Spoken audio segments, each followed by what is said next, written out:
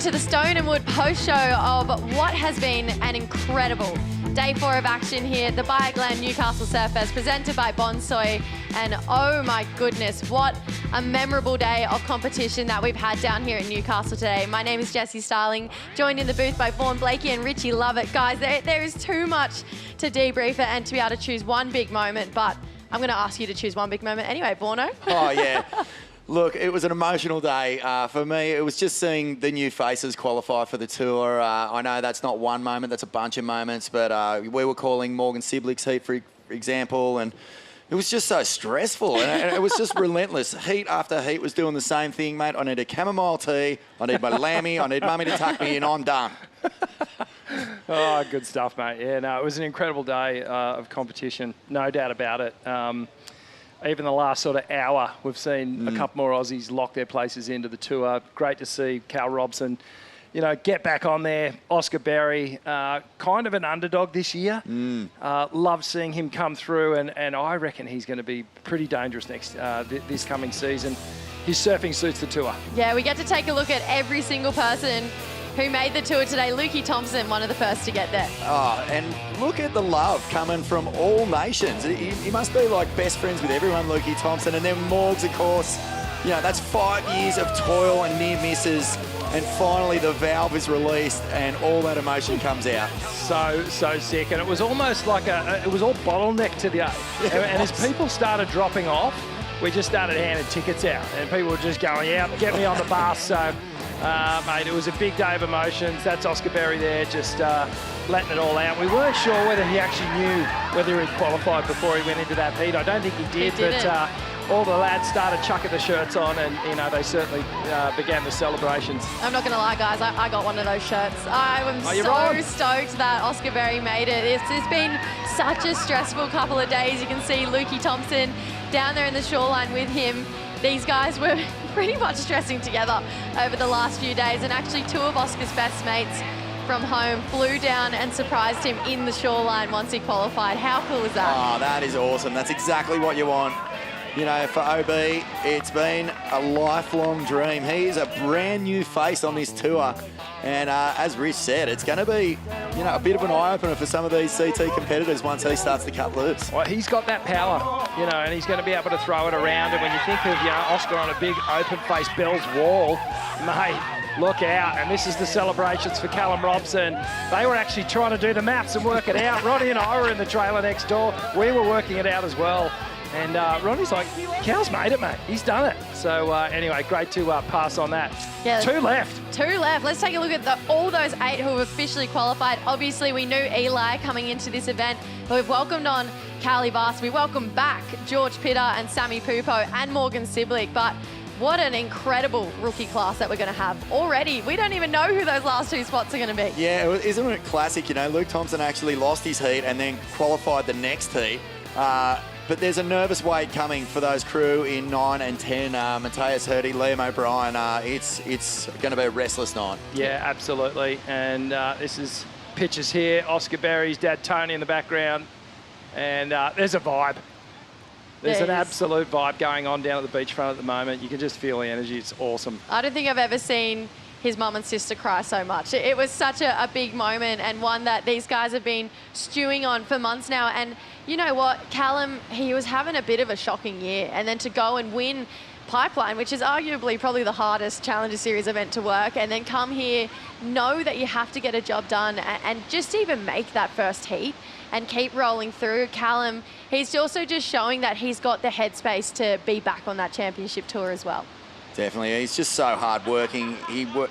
His mental game is so strong. He really goes for it, and yeah, it's just it's an awesome thing to see these guys who have just applied themselves mentally, physically. They work all year long, and they're getting it done. Yeah, I really love it for Cal, obviously Oscar as well. And, you know, we talk about Oz being really good at bells. Where do you see kind of Luke Thompson fit into all of this, Rich? I see him fitting in well. He's a huge talent, and I think he'll do well. For a lot of these newcomers, it's quite daunting because it's a different atmosphere. The crew that are requalifying, they know what to expect, and it's when you're new to the party, you're kind of looking out, sizing everyone up, going, oh, what's going on here? I've got a heat with Gabriel Medina, and he's been on my wall, and all of a sudden, and these established pros will give you nothing. They'll actually be growling at these newcomers coming onto the tour, which is actually quite intimidating. And if all these newcomers can kind of get that mental aptitude and confidence going into the tour in a couple of weeks' time, I think they'll do well. Well, let's get into some surfing, guys, because it's been a big day of action. We're going to start off with a really big heat that I almost thought Vaughan might have fallen out of his chair with. Morgan Cibilic, he qualified for the World Tour in this one. Yeah, I was chomping the fingernails, as you said. To the elbow. But this was a great sign because he took off and he just had instant speed. He wasn't looking for anything, and then a big upside down here from Ocean Lancaster. I was worried about the Grom. They can unsettle you pretty quickly, particularly here at SURFEST. But yeah, some incredible surfing there. Xion was ripping as well. And what a heat it was. Bang! Morgs just absolutely putting no doubt about it. But there was some beautiful surfing here, Jess. Oh, absolutely. Xion put up an incredible fight here too, Rich, and just seeing the power of these guys. I love four-man heats and big surf. Yeah, no, it was a real blow-for-blow contested affair, this one. I was actually eating lunch up at the surf club with Ronnie, and we were just glued to the screen. It was all happening. But I just love the attack mode here, you know, not just playing it safe, really just, you know, keeping that foot full pelt on the throttle, and he got the win there. So Morgan, you know, he surfed his way back on the tour.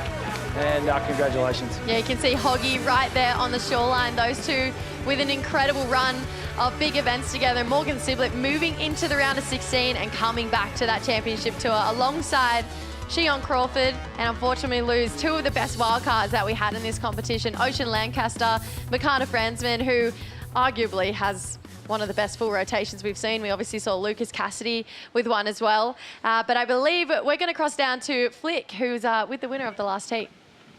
Hey, I've got Jackson Bunch here. We're just a few just adjustments with the board, but congratulations with the last heat win there.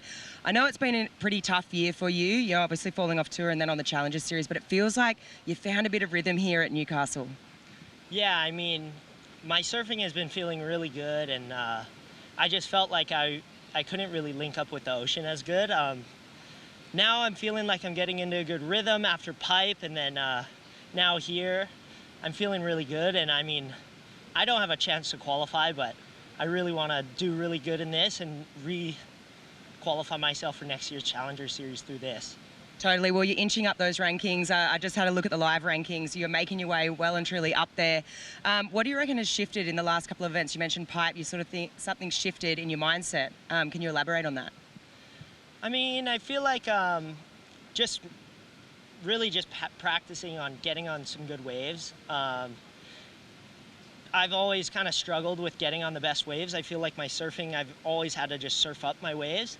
But once I can get on some good waves, I feel like it's somewhat easy to me as long as I don't fall. But yeah, I mean, just making a couple heats at pipe, just being home, and also we had our qualifying series events at home. It was really nice to do that and make a couple heats like that. And yeah, I mean, just all or nothing right now. And it's nice. The waves were actually really similar to home. I was really excited for the wind to keep up, but the wind died. But I mean, yeah, I was stoked to find a couple rights, and yeah, it was fun. Well, you're inching your way up those rankings. You're looking in really good form here. You're on to the next round, and yeah, what's it going to take for you to crack into that top 20? I'll probably need to like win or something, but I mean, just heat by heat, wave by wave. We'll see. Wake up and see how the conditions are tomorrow. But yeah, I'm really excited. Yeah, thank you to everyone back home for all the support, all my sponsors, and yeah, let's keep it going. Oh, you're such a good surfer. Let's keep that ball rolling, and you're on to the next round. Congratulations. Thanks, Flick. Thanks, Jackson. Jackson being really humble. He had an incredible heat in that last one. We actually had so many incredible heats today. It was going to be really hard to come down and choose the Boost Mobile heat of the day, but we actually did really finite it down to one, and it was an incredible looking matchup with Finn McGill taking the win. This is the Boost Mobile heat of the day here, Rich. Yeah, incredible heat here. Just have a look at the size of the surf we got delivered today. And Ben McGill sort of took to this one with a lot of aggression, and you can see just how tricky it was to find those good waves. Look at this one all the way through to the inside. This final section today has been make or break. Yeah. And I'm talking about breaking boards and breaking bodies. It's been super gnarly. Oh, breaking hearts as well. Reginato, he's such a powerful performer, and he's really struck a real gold vein of form in the tail end of this year. Or sorry, the start of this year, I should say. We got a QS win and stuff, but it was all about this guy, wasn't it? Matthias Hurdy. He had to get through this heat. Yeah, it was a gnarly one for Matthias. It was a bit stop-start for Matthias in that heat. And he did find this one little gem here, just lining it up. And one of the better backhand airs we saw of the day. Watch this, takes to the air. We know how comfortable he is. His make rate would have to be up in the 80-90% range there. Well, and he kind of got progression stolen from him in the last minute. At that point, I was thinking how fitting that he's going to get through this heat with that sort of surfing, because that's what he's famous for. That's what we want to see him bring.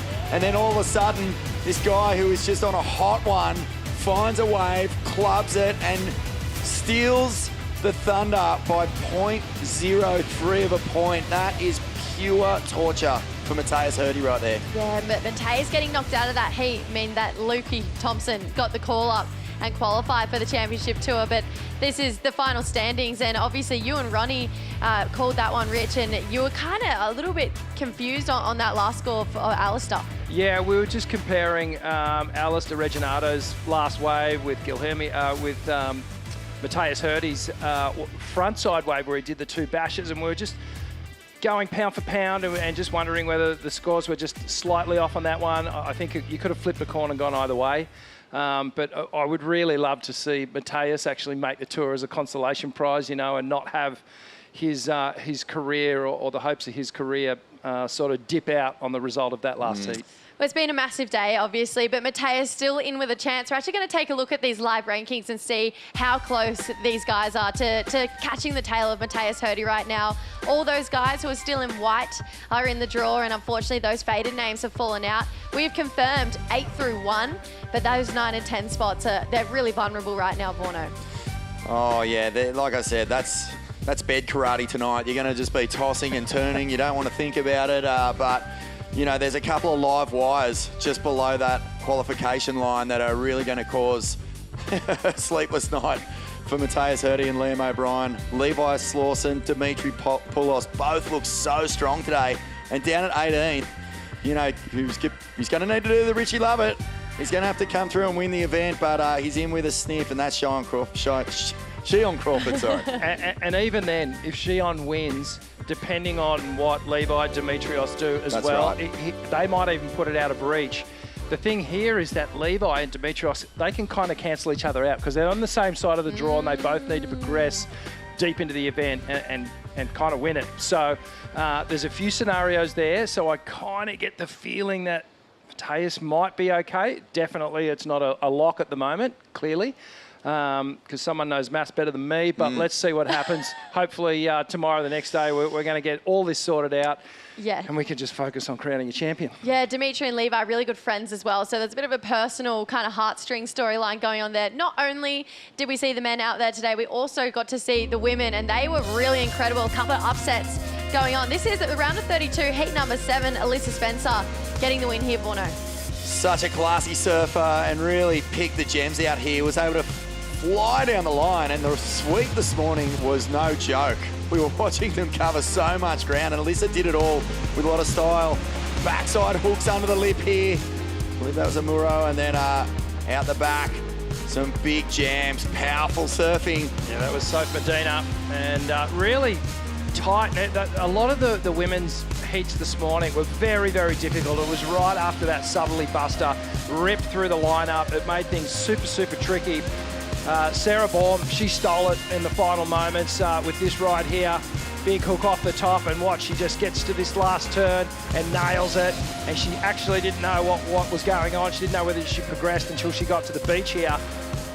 Is it me? Did I get it? Yes, I did. And then the celebration started. So we saw at the start of the event, we got to see Sarah in a post-heat interview, and just she seems back on track, and she's feeling like she's back in form again. So cool to see her get through. Yeah, she's such a proud Novocastrian as well. Obviously represents South Africa, but has lived in Newcastle for a really long time now.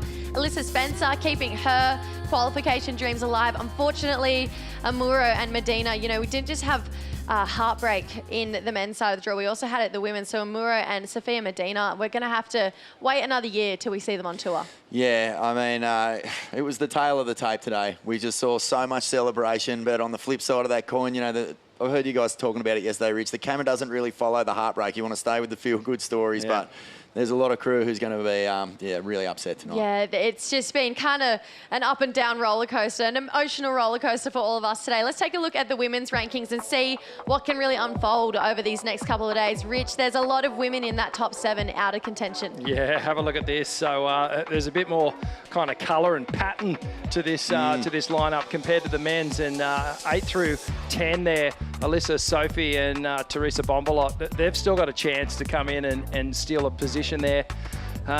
You know, I would be absolutely shaking my weddy if I was Annette, just going, oh my gosh, what's going to happen here? But we're just going to have to wait to see what happens and see how it unfolds. I know she's still in the event, so she can keep progressing and getting herself out of the danger zone. But this is why we love this event. We're just buying into it, and this whole story unfolding. I love it. I know it feels like we're kind of back on the ABB hill. That's the energy that's bringing it is so intense. It's already been a great couple of days of waves as well. The swell obviously picked up. Let's see what the weekend holds as it comes to the forecast here with the surf line. Kind of predicting what we're going to go on around. Rich, there's no one better to ask than you. Yeah, thanks, Jess. There's no one better in this room, that's for sure. Well, I mean, the good news is we've had super contestable waves since we arrived. You know, Monday was a little tricky with the wind, and today was a bit tricky once we got that wind, but it's going to die down now.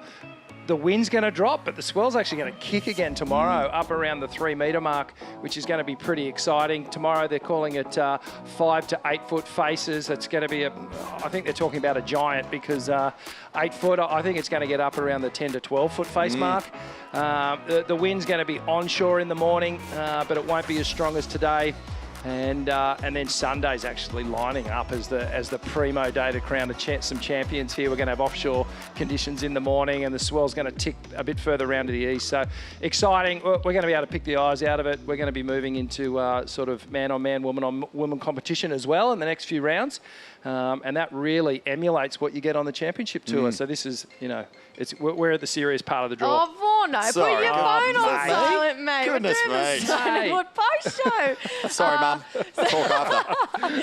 No, I'm excited. There's no better way to crown some champions than to do it on a Sunday. So Newcastle's going to get a full weekend of action here. Guys, I don't know how we're going to do it, but we only have 5 moments to pick for here with the Bioglan Daily Dose. And at number 5 is Callie Vast, the Olympian, coming through with a buzzer beater right at the end here. Yeah, upside down, and this is what we expect. You know, this guy, wow, there was so much sting in this guy's surfing. And a great result there for Carly. You know, he's on tour.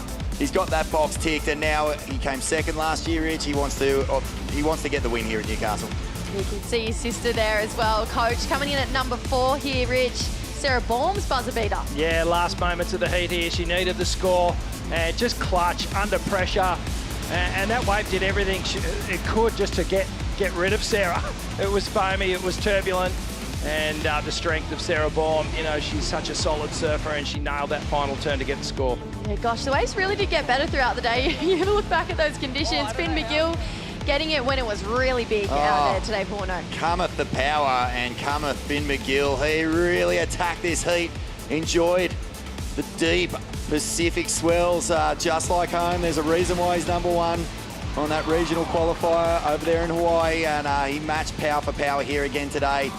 Closeout smashes, but this turn, this was money all day long. Heard Richie love it. Oh my God. He almost coughed up a lung when Finn McGill pulled that thing off. It just was like, whoa! And yeah, rightfully so. That got the feels going big time. Yeah, Carlos Munoz gave us some excellent surfing as well. An 8.83 for this 2-turner here, Rich. Yeah, he sure did. And, you know, we've seen Carlos for a few years now. And he's hit some moments of brilliance. But he hasn't been on the glass for a while. He even said it in the interview. You know, it feels good to be getting interviewed again, but some really nice carves from him. And of course, our number 1 moment of the day, it's our new 2026 rookies, and we're welcoming back a couple of surfers to the championship tour. We couldn't go past just this feel-good moments that happened today. Look, it doesn't get better than this, and one man who can speak to this feeling is Richie Lover, because you've been there and you've done that. What is it like, Rich? Oh, mate, it's actually surreal. You put so much into the moment of qualifying, and it's a huge step in your career to make the championship tour. And once you realise that dream, you make it, it's time to kind of let it all down, let it all out, enjoy the celebration and just embrace yourself with that energy. And it's like nothing else that you can experience. You know, you achieve such a big goal in your life. It's one of those moments that it sticks with you forever. It's funny, you know what? You get surrounded by your friends, there's all this noise. When does it sink in for you? Is it like a moment like this with your mates, or is it actually like in the shower when you're rinsing off and stuff? It's exactly right. It's later that night when kind of the celebrations are gone, the beers have been had, and you sort of sit with it for a second, and it's quiet, and you just actually start going, okay, I'm going to be packing boards for Bells in a week's time. Get your accommodation sorted out. You start actually picturing yourself on those waves on the championship tour and what that might feel like. And you start going through those thoughts in your mind, and it's pretty magical. I'm getting chicken skin now just thinking about it. But got me. Yeah. No, it's that's why we get so invested in competition like this, because you know you get that energy and it's one goal's down, and then you got to reset them. Because you can't stop here. Like, you can't get caught up in that moment. You need to move on and try and make your mark on the championship tour, and then the ultimate goal of world champ. Yeah, the end goal is to be a world champion. This is probably the biggest sigh of relief that they're going to take for the next couple of months, but we welcome so many people to the tour and back to the tour today. You guys get to see that all again in some highlights, but come back tomorrow, 7:30 a.m. call for potentially another big day of action. We've got 2 more spots left on the men's side and 3 more on the women's side to welcome to the championship tour. Vorno, Rich, I'm going to see you guys in like 5 minutes anyway, but love ya, and let's do it again tomorrow. Can't wait. Thanks, guys.